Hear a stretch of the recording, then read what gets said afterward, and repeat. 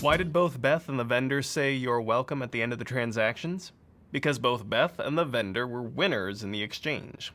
Trade is mutually advantageous. In a voluntary exchange, both parties agree to trade. If both don't believe they'll benefit from the trade, the transaction won't occur. For both parties, the benefits have to outweigh the costs for the trade to occur. Voluntary means both parties are free to choose the terms of the trade, including whether or not to complete the transaction. The voluntary aspect is important. Trading under coercion distorts the signals sent to consumers and producers about what is really valued. Coercion can come in many forms, from a dictator determining who can trade with whom to milder coercion such as tariffs and other trade barriers. For example, the Smoot-Hawley tariff of 1930 raised prices to record levels on over 20,000 U.S. goods, causing U.S. exports to drop by over 60%, as other nations retaliated with tariffs of their own. Instead of protecting American markets and workers, it did the opposite, by greatly raising the transaction cost of trade. Ultimately, this increased unemployment, lengthening and deepening the Great Depression. When governments interfere with free flow of goods, it raises transaction costs, which blocks the benefits gained from specialization and comparative advantage. While many modern societies today still have mild trade barriers, the trend since the 1980s has been toward reducing trade barriers by signing free trade agreements between countries.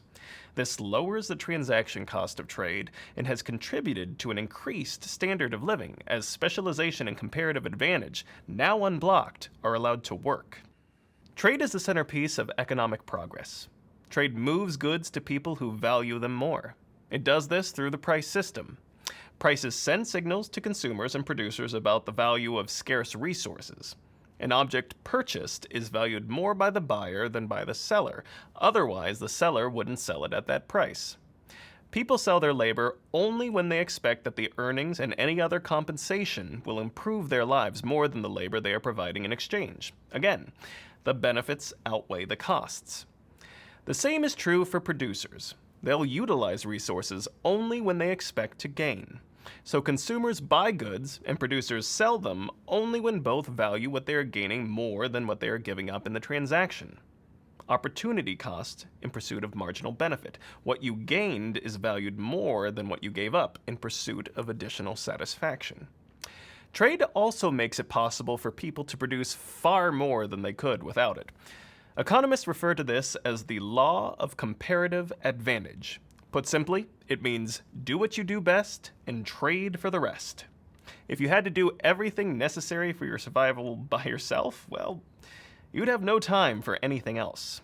You'd have to grow or catch your own food, create your own clothing, all of that. When each of us specialize by letting other people do the things they're best at, we can focus on the things we're best at. In the end, we all produce more goods and services than we could otherwise, and everyone benefits. Supply and demand drives the engine of trade through the price system.